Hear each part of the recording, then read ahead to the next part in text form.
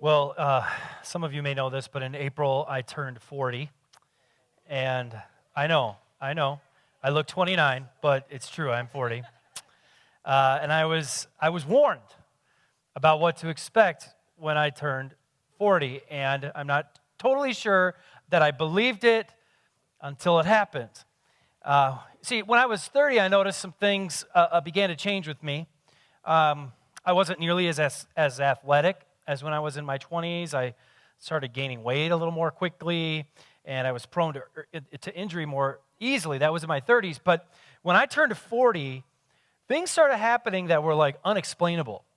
For instance, on more than one occasion, I would wake up and I would realize that I had like a strain in a part of my body, and I had no idea why, right? There was no apparent reason. And when I would work out, I wouldn't be sore for one day. I'd be sore for 3 or 4 days. And I swear, I gain 3 pounds every time I eat a double at In-N-Out. It's just a fact of the matter. So just the other day, I was sitting on my floor in our living room, and I told my wife, I said, I think I pulled my obliques. And this isn't funny. She asked me, how did you do that? And I was like, I have no idea. But I can barely move right now because my obliques were hurting. Well, the next day I went golfing, and as I was warming up, I realized, like, this is going to be a bad day on the golf course because I couldn't swing the proper way. And it did. It showed in my score. Now, it does not take a genius, right, to realize that when the body is not working correctly, it affects the whole. When one part is out of whack or strained or hurt, it affects the whole body. If you break a bone, right, the rest of your body has to compensate for the injury to the body. If you contract a virus, your body goes into fight mode, and it forces the rest of your body to compensate for the rest that it needs. And, much like my 40-year-old falling apart body, the church can experience the same thing. So, grab your Bible, grab your phone, and turn with me into the YouVersion app. If you've got that, you can download that for free. And just search for Genesis Church under events. And we're going to look at what happens to the body of Jesus, the church, when parts of it begin to suffer and how we can be a solution to the problem, all right? And so as you turn there, let me just set up what we're about to read together. The Apostle Paul is writing to a church that he started in the city of Corinth. The Corinthians are precarious and in a precarious spot when Paul writes this letter. They live in a city that has little to no connection with Judaism or Christianity. The Roman way of life runs rampant throughout Corinth, worshiping false gods, sexual immorality, corruption, oppression of the lower class, on and on it goes. And the church in Corinth finds itself in the middle of all of that.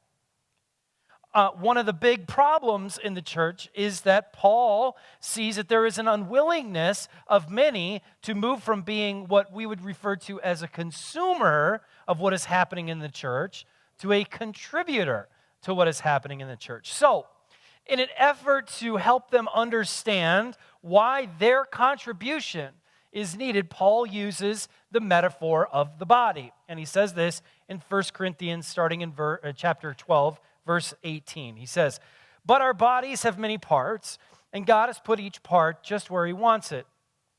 How strange a body would be if it only had one part. Yes, there are many parts, but only one body. The eye can never say to the hand, 'I don't need you.' The head can't say to the feet, 'I don't need you.' In fact, some parts of the body that seem weakest and least important are actually the most necessary." We're going to come back to that. "And the parts we regard as less honorable are those we clothe with the greatest care. So we carefully protect those parts that should not be seen, while the more honorable parts do not require the special care. So God has put the body together. He's put this body together such that extra honor and care are given to those parts that have less dignity. This makes for harmony among the members, so that all the members care for each other. If one part suffers, all the parts suffer with it. And if one part is honored, all the parts are glad. Okay, so stop there for a second. We're going to keep going, but I want you to stop right here for a second because Paul is saying what I have been experiencing since my last birthday. When one part of our body suffers, the rest of the body suffers with it. When your obliques are strained and sore, the rest of the body has to compensate for the pain. When you eat the double-double and the 3 pounds are added to the hips, the rest of your body has to compensate. When you break a leg, your body goes into repair mode and you're forced to walk around on crutches and rest. We know this. We understand this. We're human. We have a physical body and we experience this, and Paul knows it. So then he takes this metaphor of the body and how it works, and he flips it on its head to help the Corinthians and us understand how the church operates. So he says, all of you together are Christ's body, and each of you is part of it. Here are some of the parts God has appointed for the church. First are apostles, second are prophets, third are teachers, then those who do miracles, those who have the gift of helping, those who can help, healing, those who can help others, those who give the gift of leadership, those who speak in unknown languages. Are we all apostles? Are we all prophets? Are we all teachers? Do we all have the power to do miracles? Do we all have the gift of healing? Do we all have the ability to speak in unknown languages? Do we all have the ability to interpret unknown languages? Of course not. So you should earnestly desire the most helpful gifts. The church, Paul says, is like a body. It's a living organism. It functions in the same way a body does. A body is healthy when all of its members are working together properly, which, by the way, the idea of membership in the church does not come from what country clubs define it as. Instead, it comes straight from this passage. If you're a member of a church, you are a member of the church. When a body is fit and it is strong, it is capable of doing far more than when the body is weak and out of shape and unhealthy. When all of the members of the body work together in harmony, it is able to go further and do more. And the church is the same. It's healthy when all of its members, all of its pieces, all of its people are working together properly. It is capable of doing far more when it is fit and it is strong. It is able to go further when its members are working together in harmony. But for all of that to come true, there has to be this change in the mentality of the members of the church. And Paul makes that point to the Corinthians. It's a mentality that has to change in the church of Corinth and that they struggled with, and it's a mentality that I believe the church in America especially struggles with as well. The big issue with the church in Corinth was that the people weren't contributing to the health of the church. They were simply consuming whatever health was left. A few people were making the church operate while the majority simply consumed what they could. The church in Corinth was living out what is commonly known as the Pareto Principle. If you're not familiar with that, the Pareto Principle says that 80% of the effects come from 20% of the causes. So in economics, this means that 80% of the wealth is accumulated by 20% of the population. In exercise, 80% of the results are gained by 20% of the workouts. In football, 80% of the scoring is caused by 20% of the plays. And the church in Corinth is experiencing the effects of the Pareto Principle in their midst. 80% of the work is being accomplished by 20% of the people. 80% of the funds are being given by 20% of the people. 80% of the ministry is being led by 20% of its members. Now, apart from the fact that only a few people are doing most of the work needed to make the church healthy, the major problem is that there is this gap, this 20% that is inoperable. You've got 20% of the people doing 80% of the work, and the remaining 20% is getting ignored. Now imagine for a second If 20% of your body just stopped working, a couple of your organs shut down, your right arm shriveled up, your eyes went blind, what would happen to you? Would you be considered healthy? Would you be able to do the things that God had called you to do? Would you be able to go to work and be productive? Would you be able to raise your family? Would you be able to even get up out of bed in the morning? Of course not. You just spend time trying to manage and compensate for all of the parts that aren't working. And unfortunately, this is the reality for most churches in America today. 80% of the work is being done by 20% of the people, and 20% of the body is suffering.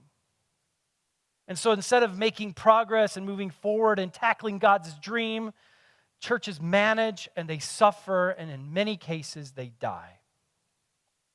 So what's the answer? How does the church, the body of Christ, us, Genesis, operate in a way that is healthy and strong and ambitious?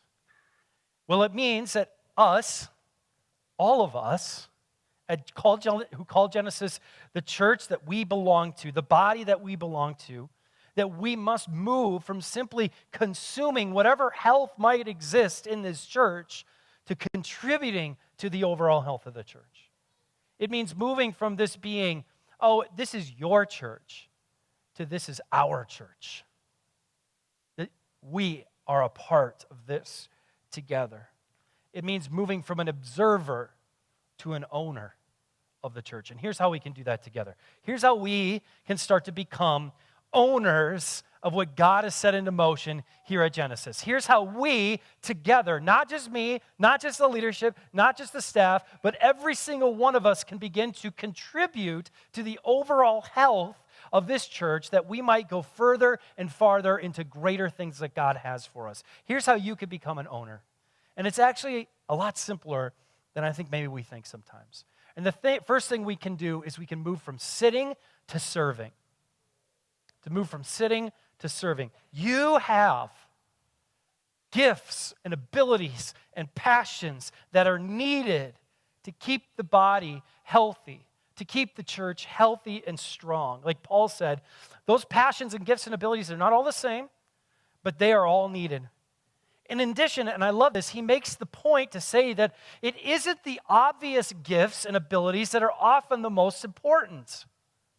It's those that are less obvious that give the body its significant health. Think about it. What you can see of the body, right, isn't what keeps the body healthy. It's what you can't see that keeps the body healthy. My hands, by themselves, they don't keep my body healthy. You can see them, but they are not what is keeping my body moving forward. My heart, my internal organs, the blood flowing through my body is keeping me healthy, which is so important for us to understand when it comes to the church. Because the biggest thing that we see in the church is Sunday morning. We're here Sunday morning, right?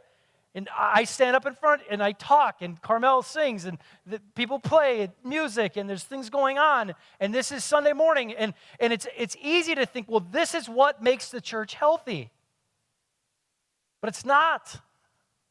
What we do on a Sunday is a result, a consequence of whether we are healthy or not. Who we are on a Sunday is a result of what health either remains or is going strong in the church, which means we need everyone moving from sitting on a Sunday morning to serving in the ways that God has given you and is most helpful to the body, serving in ways that contributes to the overall health and vision of the church, not in a way that serves you, but in a way that serves the whole. And listen, we try to make this really easy for people. In fact, if you grab a Connect card right now, you'll notice on the back that you can check off a team of one of the teams. Now, there's more teams than that, but we find that these are the easiest kind of starting points for people to start serving, to move from sitting to serving. And we encourage you to do what we call a first serve. which is if you take that Connect card and you check, I want to try out the host team. I want to serve on the host team, greeting and ushering, working in the cafe, whatever it might be. And we invite you to come. Let's try it out, see what happens. And if you try it and you're like, this is awesome, I want to do this, we'll put you on that team. You can serve regularly.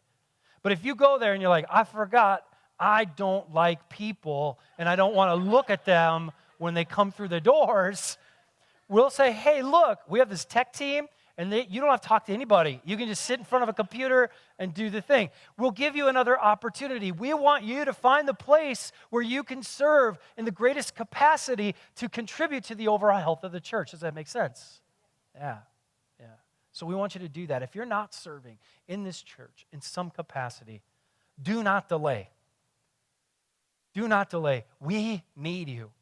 We need your gifts. We need your passions. We need the health that you can bring to the overall vision of this church. And you can do that today. You can fill that Connect card out. We'll follow up with you and do that. Secondly, to become an owner of a church, we have to move from getting to giving. I love it when people come to Genesis on Sunday. I love seeing all of you here. I do. And I love when I hear people walk away moved and inspired. I love when kids go into our kids ministry and they come out and they can't wait to come back. I love when people get connected to a group or a team and they begin to experience deep relationships and purposes for their lives. I love showing up on a Wednesday night, and it is just total chaos in this building when we have 35 teenagers running around hearing about Jesus. I love it, and I love it when people take a step of faith and they say, I'm going to follow Jesus. Don't you love that?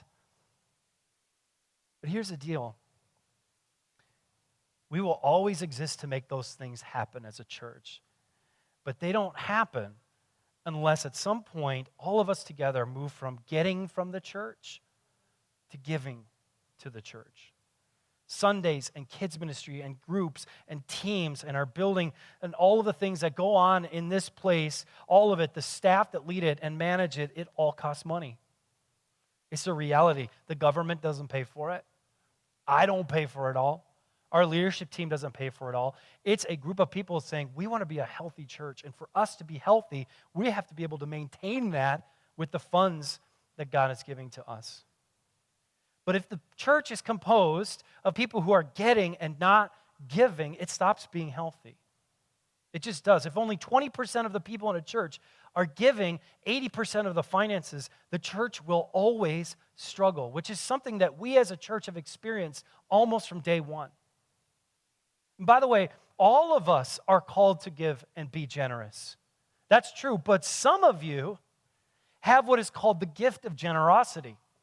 For whatever reason, every time you start a business or you go to work, you touch something and it turns to gold.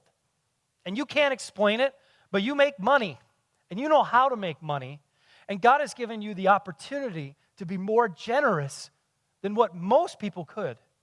And if that's you, man, I'm calling out to you. We need that gift in this church. But for all of us, this is an opportunity. It doesn't matter, right? Jesus is most impressed with the woman's 2 mites that she gives at the church, not the big, tremendous amount of money that the Pharisees give. It's about giving. It doesn't matter how much. It's about giving back to the health, the overall health and forward mission of the church. Think about what might happen if every member gave generously to the mission of the church. I can tell you this. If all of us, and we are not a big church, but if all of us even gave a small portion of our income on a regular basis, we would never struggle for money. We've done the math. We have the statistics. We would never struggle to be able to do the things that God is calling us to do. But it takes us together, our church, taking ownership and saying, I'm going to give part of what I make, part of what I earn to the overall health of the church. And just so you know, I know this is always a touchy subject for some people. I don't see any of that money. It's not like if we all of a sudden got $1 million donation, I would get a $500,000 raise. It doesn't work that way. I got a seminary degree 10 years ago, and I took a pay cut after it. Like, that's just kind of how it works sometimes, not here, at a different place. So I just want you to be sure that every dollar that we get goes back to funding this ministry, that more people would know who Jesus is. To be an owner in a church means to move from getting to giving. All right, last but not least, becoming an owner in our church means we have to move from listening to leading. While there are people in the church that have the gift of high-level leadership, most everyone that I know has the ability to lead at some level. Maybe you don't have the ability to lead the entire ministry, but you might be able to lead a small group or a small team that exists a part of it. You might not have the passion or capacity to lead on our leadership team, but maybe you could lead a classroom with some of our kids in our kids' ministry. And here's what happens. As people begin to serve, they inevitably start hearing that we would like to see them lead. Start listening to this. Oh, yeah, they need leaders. Oh, yeah, they need group leaders. Oh, yeah, they need leaders. And yet, 20% of our people are doing about 80% of the leading. And we need your leadership. Big or small, we need leadership. If you have been serving and you haven't considered leading, we need you to move from listening and hearing about that to taking a step to lead, in whatever capacity. And certainly that step needs to be done with consideration. I get that. We want you to lead in ways that are going to benefit you and the church, but we need your leadership. We need people to step in and to be leading the things, not just doing them, but leading the things that we are moving forward towards. Let me finish with this. This is the beautiful thing about the church becoming healthier. As the church becomes healthy, so do the people within it. As the church functions at a high capacity, so its members do the same.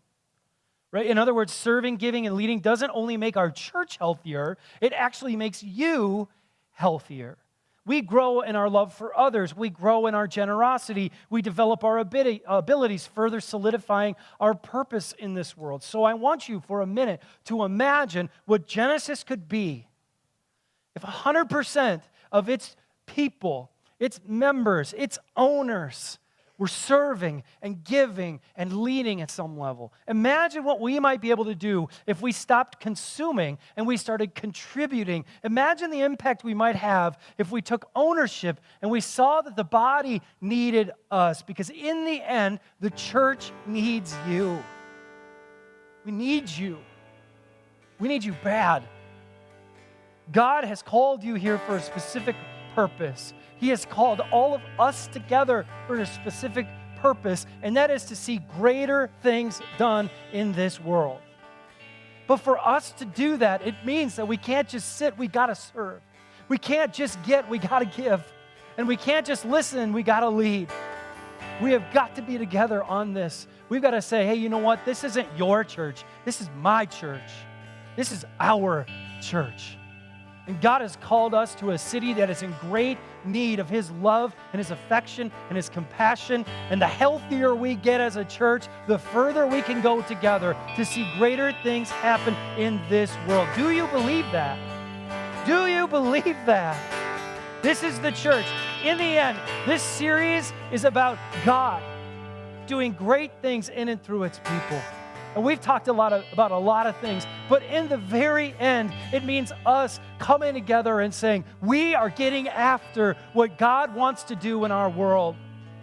Every single thing that we do as a church points to the fact that God is still alive, that He is still working, that He still loves His people, that He still loves those who are lost and lonely and hurting and struggling, and that we exist to be the hope that they can find.